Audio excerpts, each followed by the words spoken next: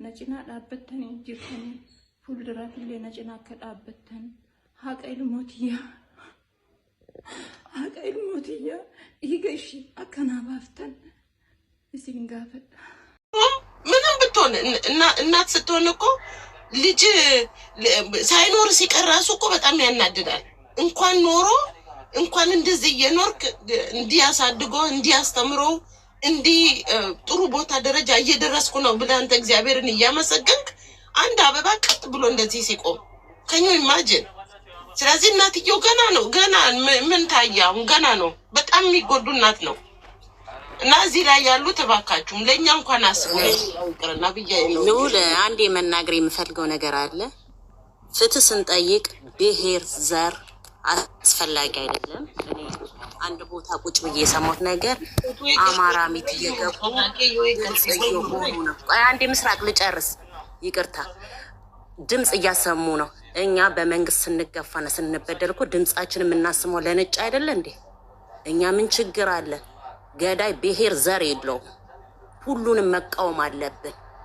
ከሴጣንም ጋር ሆነን ይህን ድርጊት ቆሻሻ ድርጊት ማውገዝ ካለብን እናወግዛለን። እባካችሁ እንደዚህ የምትሉችም አላችሁ።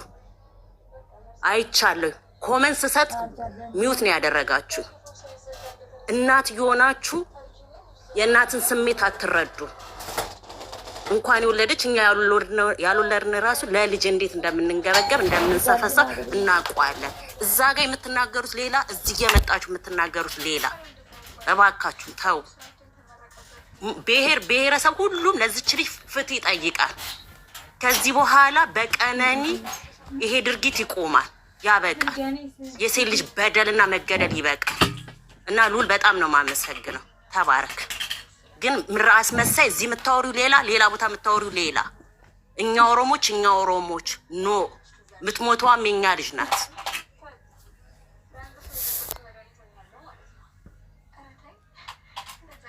ብቻ ሶስት ሴቶች እኮ ናቸው ከፎቅ ተወርውረው የተገደሏል። እንዴ ኦሮሞ አማራ እኮ የለም እዚህ ጋር። እንዴ እንደዚህ አይነት መቼም ነው በጣም ሲባል ስለሰማሁኝ ነው። እዚህ ጋር ተመቶ ደግሞ የሚወራው ለዚህ ነው ላስገባኝ ያልኩት። ልዑል እኔ ማስመሰልን አልወድም።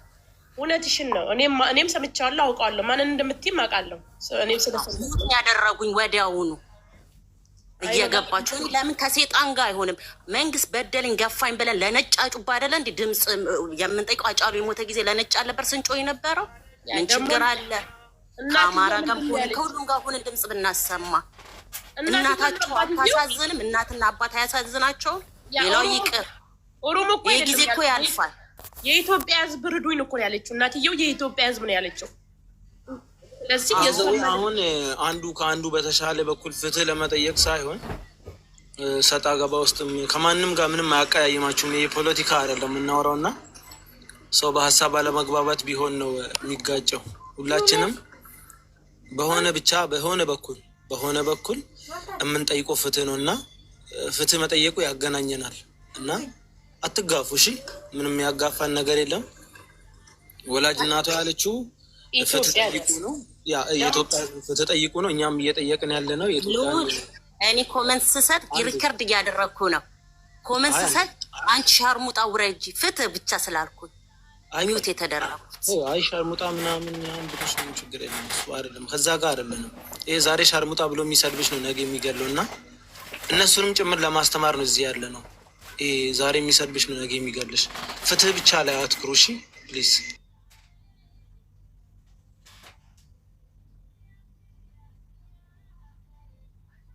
እና እኛ ለማንኛውም ፍትህ ከመጠየቅ ወደኋላ አንልም። ፍትህ ለቀነኒ፣ ፍትህ ለሴቶች፣ በሷ በቀነኒ ይብቃ። ይህንን ነው የምንጠይቀው። ሴት ልጆች አለን። ሁላችንም በምንችለው አቅም እኔ በግሌ በምንችለው አቅም ተፖስታለሁ። ስለ ሰው ልጆች ስለ ሴቶች ብለን እኔ ማንንም አልፈራም፣ እወዳለሁ፣ አከብራለሁ። ማንንም አልፈራም። ቢሰርቡኝም አይ ዶንት ኬር። ምንም ማለት አይደለም፣ ወደኋላ አልልም። እዚህ ጋር በምንጽፈው ነገር ይሳደቡ፣ እኔ ምንም አይመስለኝም። ግን እኔ እዚህ ጋር ልዑልን በጣም አመሰግነዋለሁ። የምገባውም እሱ ቤት ነው። እሱ ጋር እና ፊራ ጋር መጥቼ እዚህ ጋር እንደፈለገኝ ማውራት የምችለው። ሌላ ቦታ ሳውራ ከስር ስጽፍ ራሱ ብሎክ ያደርጉኛል። ችግር የለውም። ረኩን ቀቡ። ልዑል ግን በጣም በጣም በጣም እናመሰግናለን። ከጎናችን ከሴቶች ጎን ስለቆምክ በእውነት ጋር ስለቆምክ ይህንን ነገር ማድረግ አለብኝ ብለክ ገና አባትና እናትም ፍትህ ብለው ሳይጠይቁ ፍትህ እያልክ ስለነበረ እናመሰግናለን። በጣም ነው ማመሰግነው ሉልዬ፣ እግዚአብሔር ይባርክ። ካስቀየምኩክም ሶሪ፣ ያው አስቀየምኩ ስለሆንኩ ነው ባይዘው ያስቸኮልኳችሁ ከላይ ሊወጣ ስለሆነ ለዛ ነው ያስቸኮልኩ።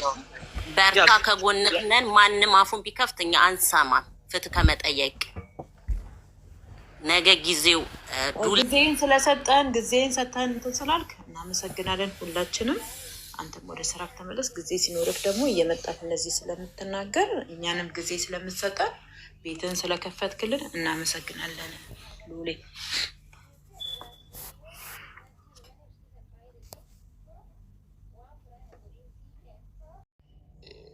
ዋና ስረት ያሰውን ቀቡ ማሊፊ አካኒያ ሰውፊ አካናኒ ብራ ሰው ተቆሚቲ ያለ ዮ ታሪ ናማ ጫላ ናሞታ ባዬ ጫላ ናሞታ አስቲ ሳንጫላ ዋናም ቤኩ ጅራችሁ ደንዳ ኮጂት ጀቹዳ ሶ ካና ኢንስፔክተር ዋን ሚዲያ ራቲ ዴማጅ ካና ዋን ኢንመሰሪዮስ ሚዲያ አመካ ኤቤሎ ተከና ሲን ቴንክ ዩ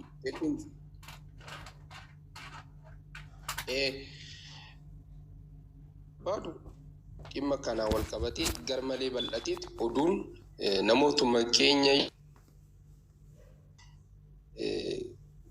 madaaluu danda'u baay'ee nama qaaneessuu deemaa ture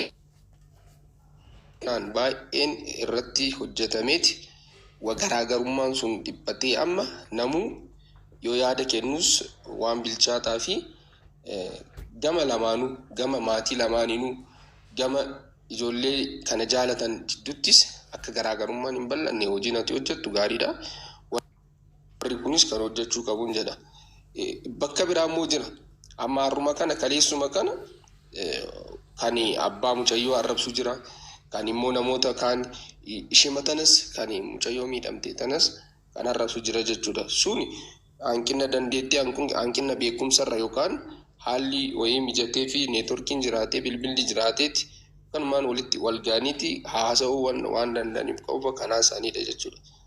Naannee kan dhimmi seerri qabatee jira kan isaanii seerri furmaata itti kenne jechuudha. Gara qorannaa saniitiin waan addaa tokko ni uumama hirri biraa irratti argama jedhee akka nama dhuunfaatti yaadu. Sababni isaa gama hojii keenya kanaanis maatiin isiis obboleessi isiis kan mucayyoos nama hojii isa hojjetu kan sirriitti wal beenu jira jidduma sanitti jechuudha. Gara biraatiin shirri uumamee akkan harkirra qabatameeti waan addaa ni dhufa jedhee yaadu. Taatee ta'ee achitti qoratamee uummataan ibsamuuf alatti jechuudha.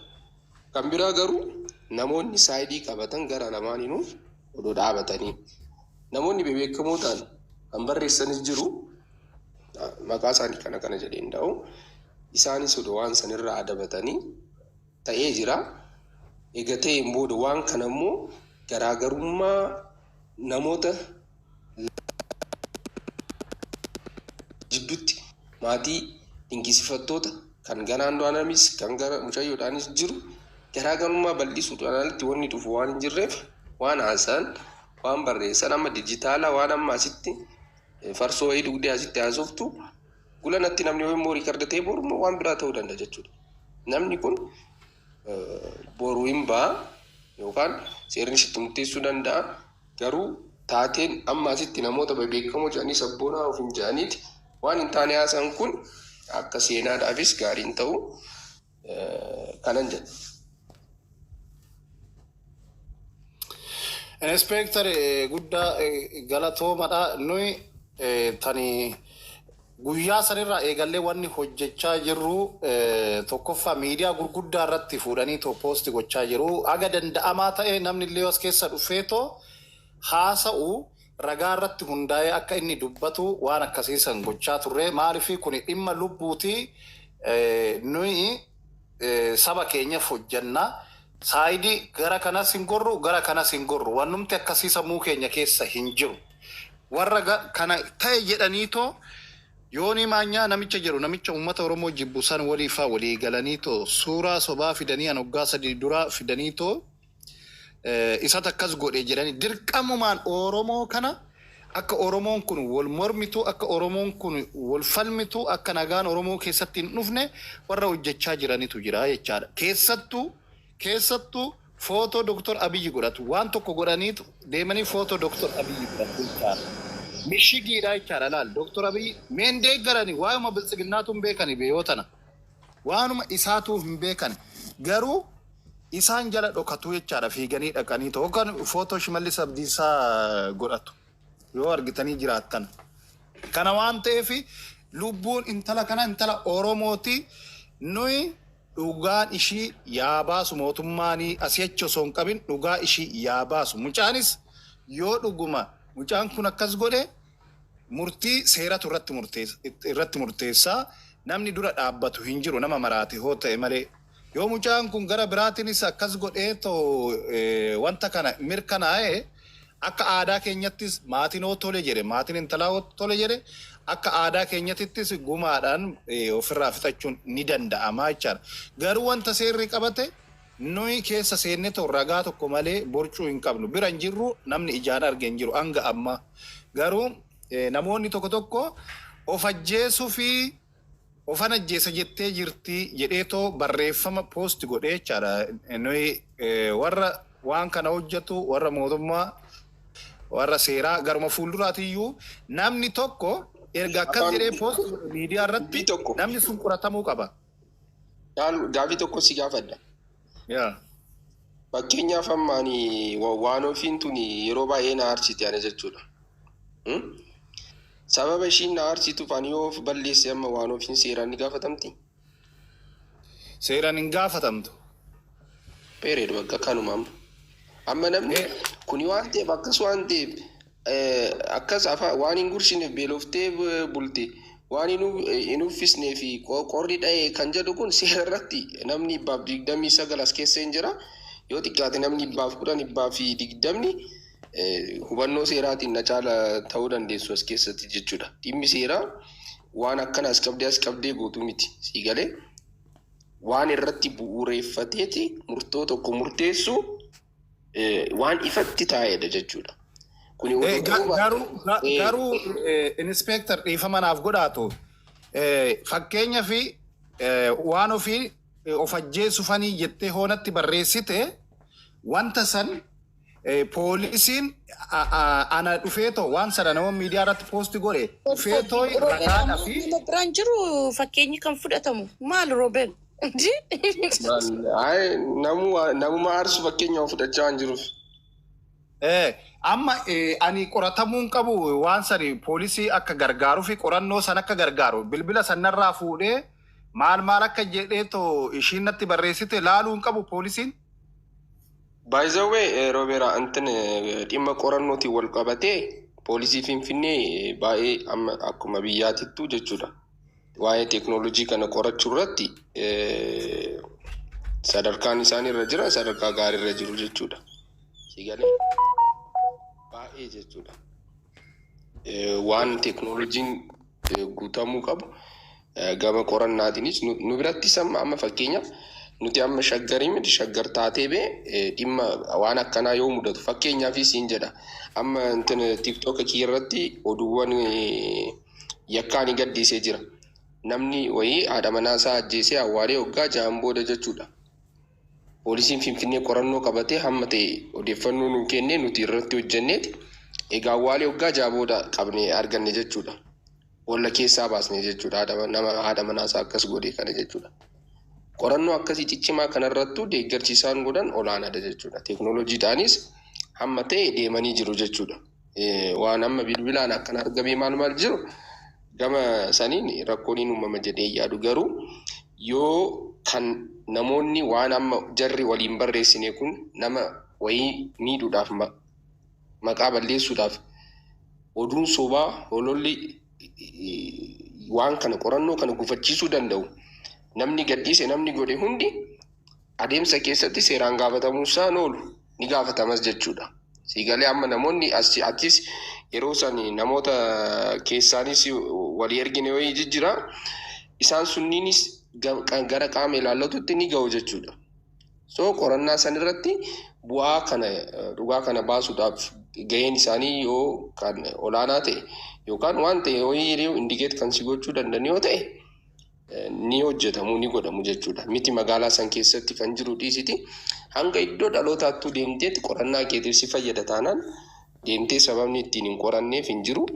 Namoota san immoo ragaa biraa hin balleessuu jette hiitees waan barbaadde haala seerri si eeyyamuun jechuudha. Qorachuun ni danda'ama ni qoratama. Ammatti akkuma gamaa gamanaa hololli garaagaraa ka'uuf adeemsa itti deemamaa jiru gareedhaan ta'eet akka guyyaa guyyaadhaan kan hin ibsanne gufuu akka hin taaneef jechuudha. So intina beellama